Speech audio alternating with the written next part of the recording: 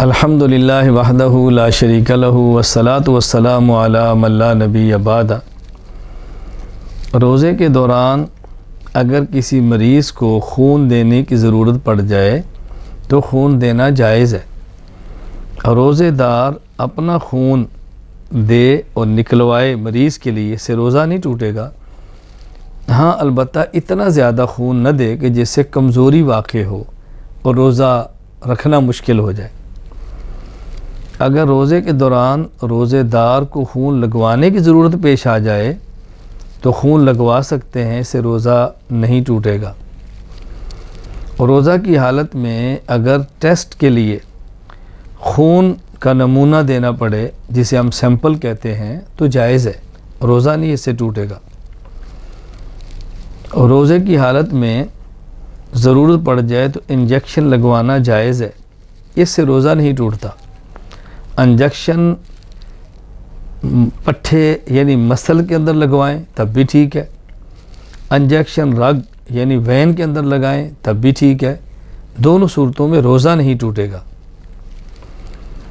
Injection کسی مرض کے لیے لگوائیں، انجیکشن طاقت حاصل کرنے کے لیے لگوائیں، روزہ کسی صورت میں بھی نہیں ٹوٹتا۔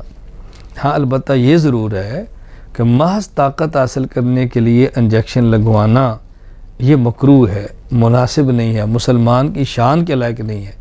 اور روزہ میں کچھ مشقت تو ہوگی، کچھ تکلیف تو ہونی ہے، آخر اللہ تعالیٰ سے اجر و ثواب جو حاصل کرنا ہے۔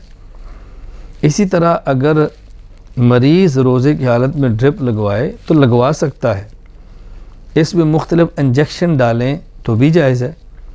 اگر کوئی مریض تو نہیں ہے، طاقت حاصل کرنے کے لیے ڈرپ لگواتا ہے، مکروہ ہے، نامناسب ہے، ایسا نہیں کرنا چاہیے، لیکن اس سے روزہ نہیں ٹوٹے گا، یہ بات ذہن نشین فرما لیں۔ سانس کی تکلیف ہو، دمہ کی تکلیف ہو، سانس اور دمے کا مریض روزہ کے دوران انہیلر استعمال کرے تو اس سے روزہ فاسد ہو جائے گا۔